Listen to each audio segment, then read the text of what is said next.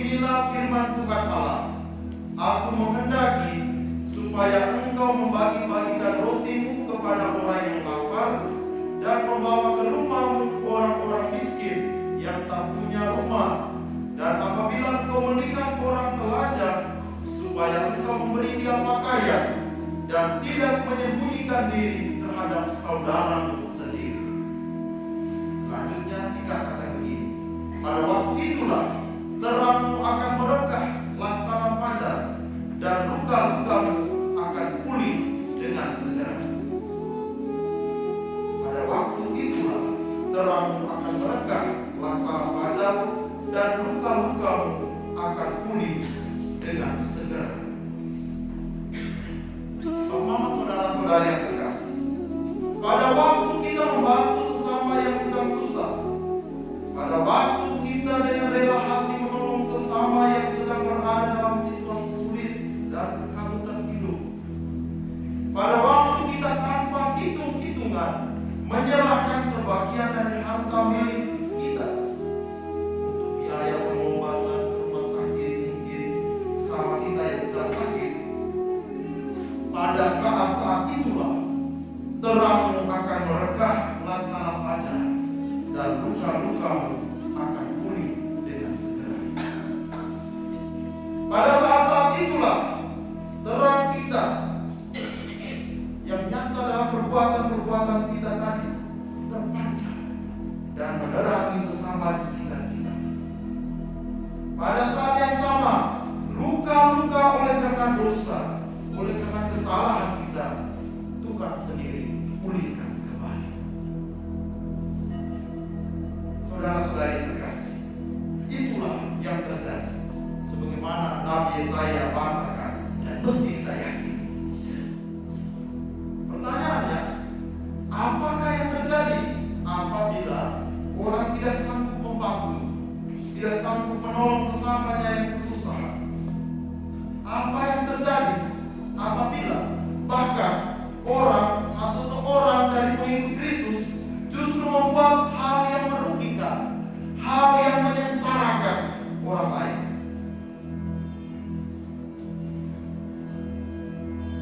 Saudara-saudara yang terkasih, orang-orang yang tidak sanggup untuk menolong sesamanya, jawabannya jelas, berarti tidak mampu menjadi terang bagi sesamanya, dan dengan demikian luka-lukanya karena dosa-dosanya tidak juga dipulihkan. Dan bagaimana dengan orang yang justru buat sebaliknya, yang menyengsarakan sesamanya, buat orang lain susah? Bagi orang-orang demikian, justru terang dalam dirinya redup dan dia sendiri menambah lagi luka-luka dalam dirinya sendiri.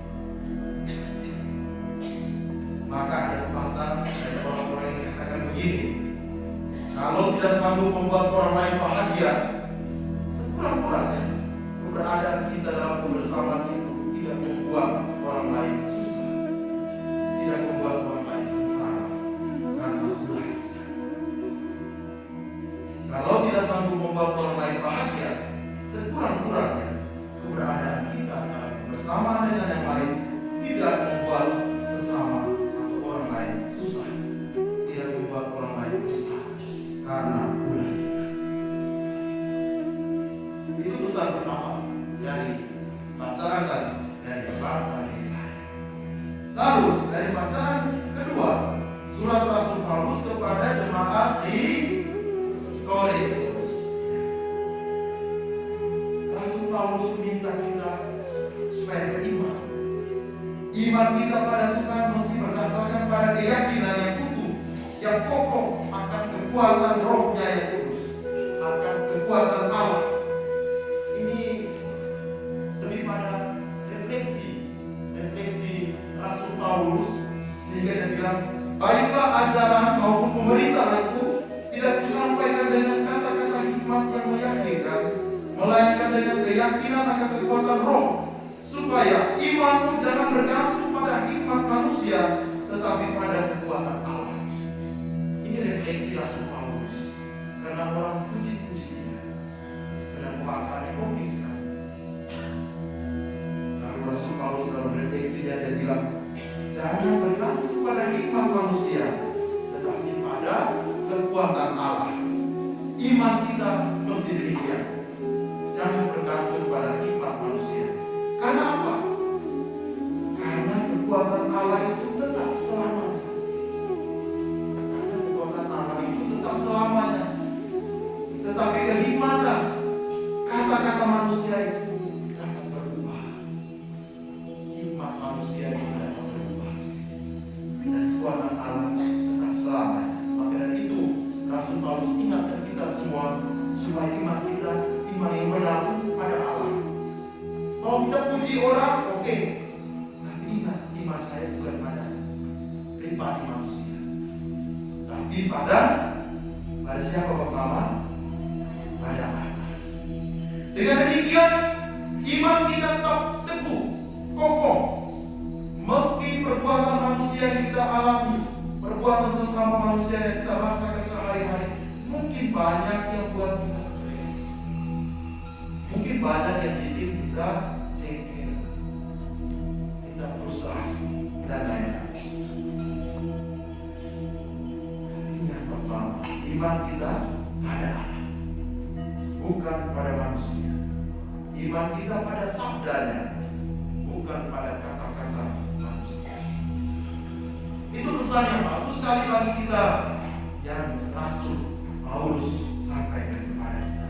Kalau dalam bacaan Injil kita mendengar Yesus dia tadi membangkitkan kembali optimisme kita sebagai pengikut Kristus yang sejak kita dibaptis menjadi seorang Katolik, menjadi seorang pengikut Kristus.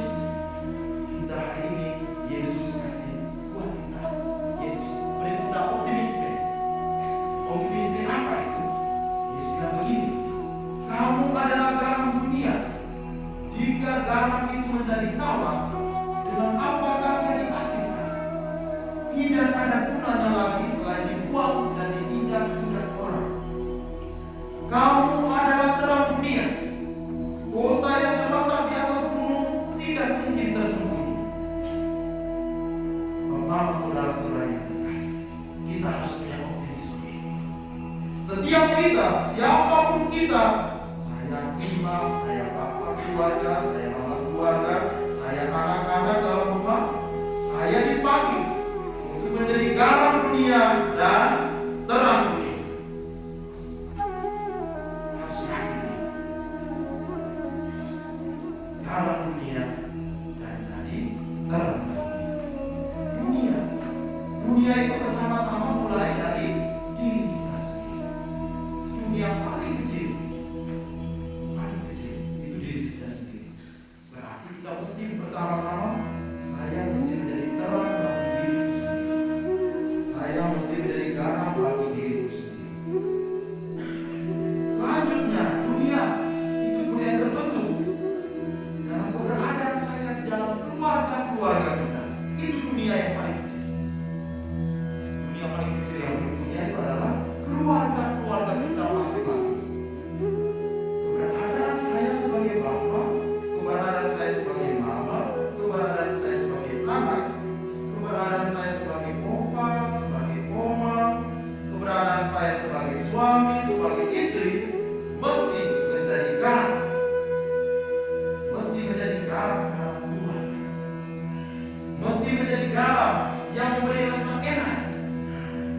Mesti menjadi rasa enak. Mesti membuat rasa enak dalam keluarga. Rasa sedap bagi sesama. Garam dalam diri saya sebagai suami mesti rasa enak bagi istri. Garam dari saya sebagai bapak mesti membawa rasa enak untuk anak-anak, untuk mama. Garam dalam diri saya sebagai istri mesti membawa rasa enak bagi istri, bagi suami. Garam dalam diri saya sebagai anak-anak, sebagai mama mesti menjadi hal yang enak untuk bapak, untuk mama. Jangan sampai keluarga kita lebih banyak asingnya, lebih banyak rasa asing. tidak tegak, tinggi terus, semakin naik terus. Kita semakin naik, entah dari bapak, entah dari mama, apalagi anak-anak. Anak-anak juga mau semakin naik. Anak-anaknya, jadi anak-anak yang semakin naik sampai orang tua. Jangan sampai terlalu pasti sehingga tidak tinggi terus. Jangan sampai ya. Atau sebaliknya, keluarga kita tawa saja. Karena kurang darah, kurang enak. Tawa, rasa biasa-biasa saja. Tidak ada sesuatu yang luar biasa dalam kehidupan keluarga. Saya akan mau banyak tentang keluarga tentang tahun ini, tahun pastoral keluarga. Nah, akan ngomong tentang keluarga, refleksi tahun kita ini. Tahun ini refleksi keluarga kita. Jangan sampai lebih banyak rasa tawar ya dalam kehidupan keluarga. Keluarga muda, jangan sampai lebih banyak rasa enak di HP, lebih banyak rasa enaknya di Facebook, like status, lebih banyak like story. Ya. Jangan sampai itu keluarga kita tawar, karena anak-anak lebih banyak suka di dalam kamar ketimbang berkumpul bersama bapak dan mama.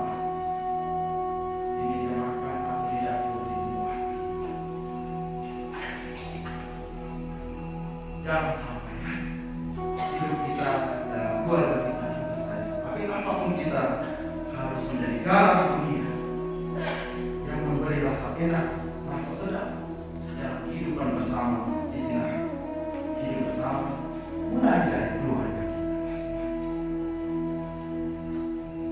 Hidup kita mesti menjadi terang, terang dunia, terang mulai dalam rumah kita masing-masing. Saya sebagai bapak, saya sebagai mama, saya sebagai anak mesti menjadi terang. Terang yang selalu memberikan jalan-jalan yang baik. Yang selalu membawa untuk cari jalan yang lurus, bukan cari jalan yang bengkok dalam situasi-situasi sulit untuk mencari solusi dari sebuah kesulitan dalam kehidupan keluarga. Jangan lagi kita membawa kegelapan dalam keluarga. Selamat berbahagia dalam keluarga kita masing-masing. Semoga kita semua menjadi terang dunia, menjadi garam dunia. Tuhan